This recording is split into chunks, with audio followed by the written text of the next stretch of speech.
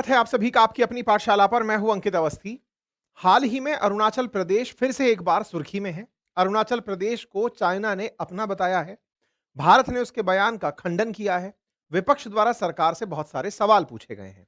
तो वाकई में अरुणाचल प्रदेश की क्या वास्तविक स्थिति है? क्या वाकई में भारत का वहां पर नियंत्रण है या फिर चीन के बताने से वो वहां का हो गया?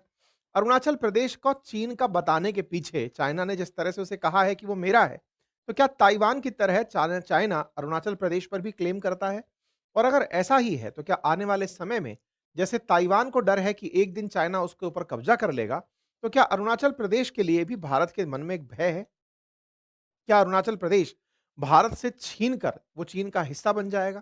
क्या इसे लेकर के भारत और चीन आपस में लड़ लेंगे?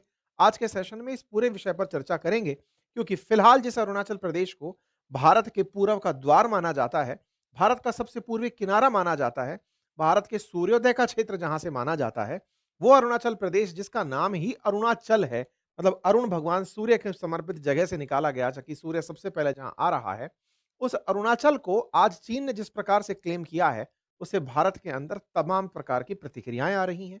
चीन के साथ लंबे समय से चले आ रहे जो खराब रिश्ते थे, अब उन्हें सुधारने के जो प्रयास चल रहे थे, उसमें इस तरह का बयान निश्चित ही बाधा देगा।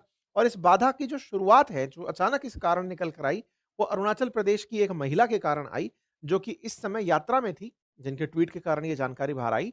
वो यात्रा में थी, यूके से चाइना जापान जा रही थी, रास्ते में हॉल्ट था, ट्रांजिट था चाइना होते हुए, वहाँ पर उनके साथ ये बदतमीज़ी हुई। तो मैं आपको आज पूरे डिटेल में बताऊँगा। साथ में ये भी बताऊँगा, जब चाइना से पूछा गया इस बारे में, तो उन्होंने कहा कि अरुणाचल प्रदेश हमारा है, जिसको इस प्रकार से हेडलाइंस मिली कि हम अरुणाचल प्रदेश को रिकॉग्नाइज़ नहीं करते हैं, वो हमारे लिए तंजांग है। पूरे विषय वस्तु को विस्तार से चलते हुए चर्चा में करते हैं। जिस अरुणाचल प्रदेश को ये ज़ाननैंग नाम से बोलते हैं, जिसके बारे में ये कहते हैं कि भारत का जिस पर गलत तरीके से कवर है।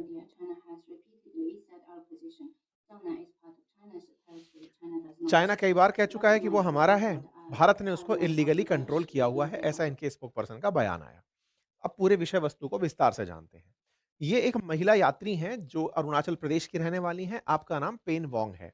पेन वोंग ने 23 तारीख को अपने ट्विटर हैंडल से टैग करते हुए किरण रिजिजू पीएमओ और पेमा खांडू जी बीजेपी जो कि सीएम हैं अरुणाचल प्रदेश के, उनको टैग करते हुए लिखा कि क्या अरुणाचल प्रदेश चाइना का हिस्सा है?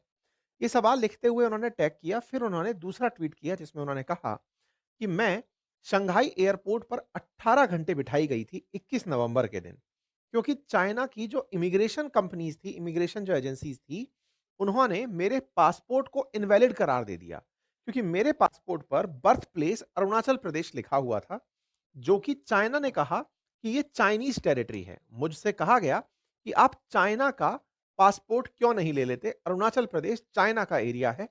आप चूंकि अरुणाचल प्रदेश और इंडिया बोलकर आ रही हो, अरुणाचल प्रदेश इंडिया का हिस्सा है ही नहीं, ऐसे में आपको इसका टारगेट नहीं होना चाहिए। पेम वोंग ने Indian citizen held at Shanghai airport claim that my Indian passport is invalid because I was born in Arunachal Pradesh. अब ये क्या कहानी है, इसको आसान भाषा में ऐसे समझिए। जब आप विदेश यात्रा पर होते हैं, तो आप किसी एक देश के पासपोर्ट से, मतलब जिस देश के आप नागरिक हैं, उसी का पहचान, इंटरनेशनल पहचान पासपोर्ट कहलाती है। जैसे अपने देश में आजकल आप पहचान कार्ड के रूप में मतदाता पहचान पत्र लेकर चलते हैं, या फिर आपके पास आधार कार्ड होता है। अगर आप अपने देश से किसी दूसरे देश में जाएंगे, तो इंटरनेशनली जो आई कार्ड बना है उसको पासपोर्ट कहते हैं।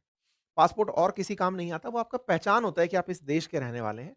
उस पासपोर्ट को लेकर आप किसी दूसरे देश में जाते हैं, तो वो आपको रिकॉग्नाइज करते हैं, क्योंकि आपके पासपोर्ट के आधार पर ही आपको वहां एंट्री मिलती है। अब अगर मान लीजिए कि आपको भारत से उड़ करके, जैसे इन महिला के बारे में मैं बात करूं, तो ये ब्रिटेन से उड़ करके जापान घूमने जा रही थी, लेकिन इनकी फ्लाइट को चाइना में रुकते हुए जाना था, क्योंकि चाइना में ट्रांजिट थी, एक साथ इतनी लंबी दूरी की फ्लाइट नहीं थी। तो जहां चाइना में इनकी फ्लाइट उतरी, तो एक प्रकार से चाइना के अंदर भी इनको ट्रांजिट से होकर गुजरना पड़ा। अर्थात इनकी जो स्टैंपिंग है, यानी कि पासपोर्ट पर ये एंट्री हुई कि आप जापान चाइना आए थे। तो ये जब वहां उतरी, तो इमिग्रेशन अथॉरिटीज होती हैं जो आपका पासपोर्ट चेक करती हैं कि दिखाइए आप कहाँ के रहने वाले हैं, आप क्यों आए हैं। तो आपको बताना होता है कि भाई देखो, मेरा ये अगला टिकट है, मैं ऐसे ऐसे जा रहा हूँ, यहाँ पे फ्लाइट वालों ने रोका है, मेरा इससे कोई लेना देना नहीं है।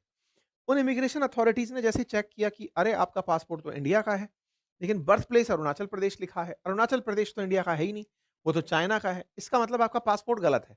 आपके पास पासपोर्ट चाइनीज होना चाहिए था, आपके इंडियन पासपोर्ट गलत है। ऐसा कह के इमिग्रेशन एजेंसीज़ ने इनको रोक लिया। इमिग्रेशन का क्या काम होता है? जब भी कोई यात्री अपने देश में वापस आ रहा होता है, दूसरे देश का नागरिक किसी दूसरे देश में जा रहा होता है, वही चेक करता है कि आपके पास क्या वाक़ई में हमारी परमिशन जिसे हम वीज़ा कहते हैं वो है? क्या आपके पास अपने देश का रियल पासपोर्ट है? उनको चेक करके ही वो आपको एंट्री करने देते हैं। इनका जब ये मामला हुआ तो ये उस समय 21 नवंबर को लंदन से जब जापान जा रही थी तो शंघाई के पुडोंग एयरपोर्ट पर इन्हें 3 घंटे का ट्रांजिट लेना था।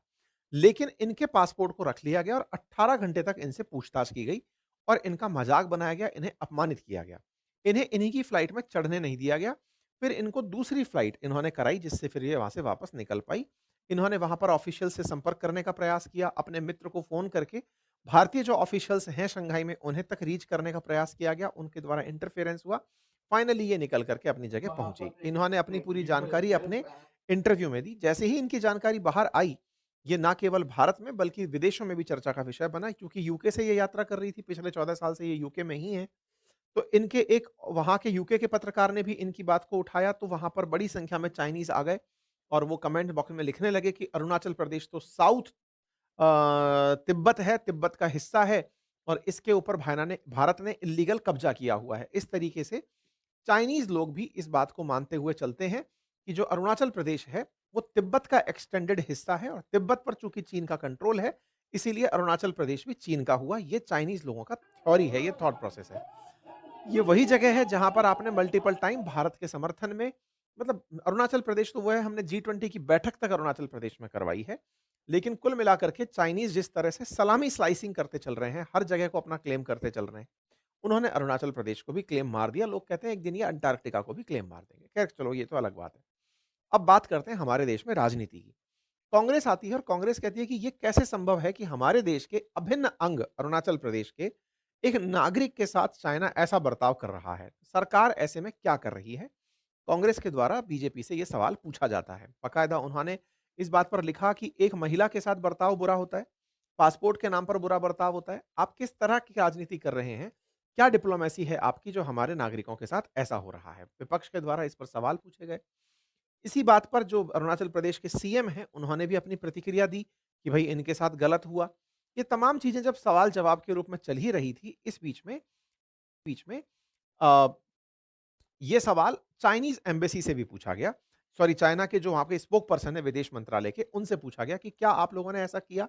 तो इन्होंने कहा कि हम अरुणाचल प्रदेश को भारत का हिस्सा नहीं मानते, लेकिन उस महिला के साथ हमने कोई बदसलूकी नहीं की। पूछताछ की थी जो कि इमिग्रेशन पॉलिसी का पार्ट है। पूछताछ के दौरान उन्हें फिर दूसरे उनको बाकायदा खाना भी खिलाया गया और उन्हें फिर उनकी दूसरी डेस्टिनेशन जहाँ उन्हें जाना था, वहाँ पर भेज भी दिया गया। इन्होंने पूछताछ की बात को स्वीकारा, बोले इमिग्रेशन वालों का काम पूछताछ करना है, उन्होंने पूछताछ की। कुल मिलाकर ये तय हो गया कि चाइना ने इस तरह की पूछताछ की थी, लेकिन हैरेसमेंट नहीं किया, ऐसा चाइना का क्लेम है। लेकिन इस बात पर विपक्ष हमलावर है और सरकार से सवाल पूछ रहा है। सरकार की तरफ से कोई आधिकारिक बयान नहीं आया। विदेश मंत्रालय के प्रवक्ता रणधीर जायसवाल जी का बयान आया और उन्होंने अपनी तरफ से यही कहा कि हमने चाइना जी की मिनिस्ट्री जो फॉरेन अफेयर्स है, उनके साथ में इस तरह की बातचीत के लिए की है। अरुणाचल प्रदेश भारत का अभिन्न अंग है और चाइना इस विषय को लेकर के हम चाइना के साथ बातचीत कर रहे हैं। अब ये तो भारत सरकार का ऑफिशियल स्टेटमेंट हुआ। लेकिन असल में ये मामला है क्या? असल में है किसका अरुणाचल प्रदेश? अब इसको समझते हैं। देखिए क्या है कि भारत और चीन के बीच में जो असल सीमा विवाद है उसका कारण है ब्रिटिशर्स। ब्रिटिशर्स दुनिया में जिस भी देश से निकल कर गए उनको लड़ा कर चले गए। आज भारत पाकिस्तान लड़ते हैं, भारत बांग्लादेश भी अब शुरू हो गए हैं। हमारा नेपाल के साथ सीमा विवाद चल रहा है, हमारा श्रीलंका के साथ सीमा विवाद चल रहा है। दुनिया के तमाम देश जहां पर ब्रिटिशर्स ने कब्जा किया वहां पर कुछ ना कुछ ऐसे बवाल छोड़ दिए कि जब वो निकले तो वो आज तक झगड़ ही रहे हैं। ऐसे ही झगड़ा शुरू हुआ भारत और चीन के बीच में। असल में इंडिया के उत्तर पूर्व में तिब्बत नाम का एक बड़ा सा हिस्सा है जो कि पहले एक स्वतंत्र राष्ट्र के रूप में अपनी मान्यता चाहता था। चाइना ने उस पर 1951 में कब्जा कर लिया। तिब्बत भारत से सीमा साझा करता था। अंग्रेजों के अनुसार तिब्बत और भारत के बीच में एक सीमा रेखा थी। उस सीमा रेखा को उन्होंने मैकमोहन रेखा के नाम से रिकॉग्नाइज किया था। आज जो भारत और चीन के बीच की सीमा रेखा है उसे हम LAC के नाम से जानते हैं, जिसे 3 भागों में बांट सकते हैं। पूर्व की तरफ वाला जो भाग है वो ईस्टर्न सेक्टर कहलाता है, मध्य का सेक्टर सेंट्रल सेक्टर कहलाता है और पश्चिम का सेक्टर वेस्टर्न सेक्टर कहलाता है। इस LAC को लेकर के क्या मामला है अब वो समझिए। अगर हम किलोमीटर वाइज बात करते हैं तो असल मायने में LAC और भारत और चीन के बीच में 3500 किलोमीटर लंबी है। लाइन ऑफ एक्चुअल कंट्रोल के तरीके से आप उसे समझ सकते हैं। जिसमें जम्मू कश्मीर वाला जो बेल्ट है वो 1597 किलोमीटर लंबा है। इसका एक छोटा-सा एछेरिया एरिया है, जिसके ऊपर 1962 में चीन ने कब्जा कर लिया था, जिसे अक्साई चीन कहते हैं। जब चीन भारत पर हमला करते हुए आगे बढ़ा, तो उसने भारत का एक बड़ा सारा हिस्सा अपने कब्जे में ले लिया, जिसे आज हम अक्साई चीन के नाम से जानते हैं। चीन तब से इस पर बैठा हुआ है और चीन कहता है कि आप हमें कहते हो कि हम अक्साई चीन पर बैठे हैं, आप अरुणाचल प्रदेश में बैठे हुए हो। ऐसा वो क्यों कहता है? उसके अनुसार जो अरुणाचल प्रदेश है, वो तिब्बत का दक्षिणी हिस्सा है। तिब्बत कहाँ है? ये रहा। भारत के उत्तर की तरफ तिब्बत है। तिब्बत चूंकि चाइना ने कब्जे में कर रखा है, तो उनका कहना है कि तिब्बत का दक्षिण हिस्सा अरुणाचल प्रदेश है। उनका मानना है कि अरुणाचल प्रदेश में एक मठ है जिसका नाम तवांग मठ है। उस तवांग मठ का तिब्बत के मठ के साथ कनेक्शन है, पुरातन कनेक्शन है, जो इस बात को प्रूव करता है कि ये दोनों पुराने कर सहयोगी रहे हैं। अरुणाचल प्रदेश भारत का हिस्सा नहीं, तिब्बत का हिस्सा होने के नाते वो चीन का हिस्सा है, क्योंकि चीन ने तिब्बत पर कब्जा कर रखा है। क्लियर? इसमें से जो पूर्वी सेक्टर वाला जो हिस्सा है, जिसमें मैंने तवांग को आपके सामने हाइलाइट किया, ये पूर्वी सेक्टर वाले हिस्से को आज अरुणाचल प्रदेश और सिक्किम के साथ मिलकर देखा जाता है, जहां पर 1346 किलोमीटर लंबी सीमा रेखा है। भारत के साथ में जो ये कुल मिलाकर विवाद है, ये 90,000 वर्ग किलोमीटर के इसी क्षेत्र को लेकर है, जिसे चीन का मानना है कि वो मैकमोहन लाइन नहीं मानता, जो तिब्बत के समय की थी। तिब्बत के साथ भारत की जो सीमा रेखा थी, वो 1914 से बनी हुई है, तिब्बत और भारत के बीच में। लेकिन चाइना उसे कहता है कि जब तिब्बत हमारे कब्जे में आ गया, तो तिब्बत का दक्षिणी हिस्सा भी हमारे पास होगा। ये उस जमाने के पुराने मैप्स हैं, जिनको शायद आप नहीं समझ पाएंगे। ये मतलब जिनको पता है, ये मैप का अध्ययन जिन्हें आता है, वो इस बात को बेहतर तरीके से समझ पाते हैं। भारत तिब्बत को लेकर के जो सीमा जो विवाद था, वो शिमला एग्रीमेंट के तहत हुआ था। चाइना उसे डिनाय करता हुआ आता है। 1938 में आधिकारिक रूप से मैकमोहन लाइन को दर्शाता हुआ मैप आया था। 1912 के अंदर जब चाइना के अंदर सत्ता परिवर्तन हो रहा था, और 1949 में जब Cheen Republic of China, People's Republic of China बना, उस बीच में तिब्बत को लेकर के चाइना की पॉलिसीज बदलती रही। एक समय पर 1951 में आकर जब इन्होंने उस पर कब्जा कर लिया, तब जाकर दलाई लामा भारत की तरफ निकल कर आए थे, और तब से वो भारत में रह रहे हैं। चीन का मानना था कि तिब्बत का जो बौद्ध धर्म है, वो बुद्धिस्ट जो तिब्बत वाले हैं, वो अरुणाचल प्रदेश के तवांग से अपना रिलेशन ज्वाइन करते हैं, और इनके जो दलाई लामा होते हैं, वो तवांग से बिलोंग करते हैं। चाइना के अंदर जो बौद्ध धर्म है, वो तवांग के मठ पर कब्जा करके उसको अपने नियंत्रण में करने की प्लानिंग दर्शाते हैं। कहते हैं कि चाइना का जो अंदर तिब्बत जो है, उसके अंदर का जो लहासा मठ है, और अरुणाचल प्रदेश का जो तवांग मठ है, ये पुराने एक दूसरे से कनेक्टेड रहे हैं। उनका मानना है कि जो छठे दलाई लामा थे, उनका जन्म भी तवांग के पास ही हुआ था। तो इनका कहना यह है कि चूंकि तिब्बत के अंदर जो धार्मिक गुरु बैठता है दलाई लामा, वो लहासा में पैदा हो चुका है, तो वो तवांग में भी पैदा हो चुका है। तो इनका मानना है कि ये हमारा एरिया है, और ये दलाई लामा को लेकर के बहुत ज्यादा वो रहते हैं कि बुद्धिज्म का कहां से मतलब सूत्रपात हुआ, उसको लेकर के ये चलते हैं। चाइना कुल मिलाकर के इस कारण से तिब्बत को अपने साथ जोड़कर मानता है। क्या अरुणाचल प्रदेश को जोड़कर मानता है कि क्या एकमात्र यही कारण है? नहीं। इसके साथ-साथ ये इसको तिब्बत, भूटान और म्यांमार के लिए भी ज़रूरी मानता है। क्योंकि आप अगर अरुणाचल प्रदेश की लोकेशन देखेंगे, तो अरुणाचल प्रदेश के साथ-साथ एक तरफ आप म्यांमार देखेंगे, तो एक तरफ भूटान जुड़ा हुआ देखेंगे। तो चाइना को असल मायने में इन सभी जगहों पर अपनी रीच को बनाए रखने के लिए अरुणाचल प्रदेश काफ़ी महत्वपूर्ण नज़र आता है। अरुणाचल प्रदेश के साथ भूटान का लगा होना और म्यांमार का लगा होना, और भारत के की पोजीशन के रूप में होना, उसे बहुत ही अहम लोकेशन के रूप में दिखाता है। वो ये मानता है कि तिब्बत में चीन के खिलाफ विद्रोह का ये केंद्र बन सकता है। क्योंकि तिब्बत के लोग लहासा में तो भले ही मोटिवेट होते हो, लेकिन तवांग से कनेक्ट फ़ील करते हैं। और अरुणाचल प्रदेश के अंदर अगर तवांग तिब्बत के लोगों के मोटिवेशन का कारण बन गया, तो वो अनरेस्ट पैदा कर सकता है चाइना के अंदर। इसीलिए चाइना इसे अपने कब्जे में लेकर तिब्बत की तरह शांति से कुचलना चाहता है। युद्ध के लिहाज से वो इसे बेहतर लोकेशन मानता है। वो ये मानता है कि एक बार इसे पकड़ लिया, तो फिर भूटान उसके लिए बहुत मुश्किल टास्क नहीं रह जाएगा, क्योंकि एक बड़ा लैंड एरिया उसके पास घेरने के लिए होगा।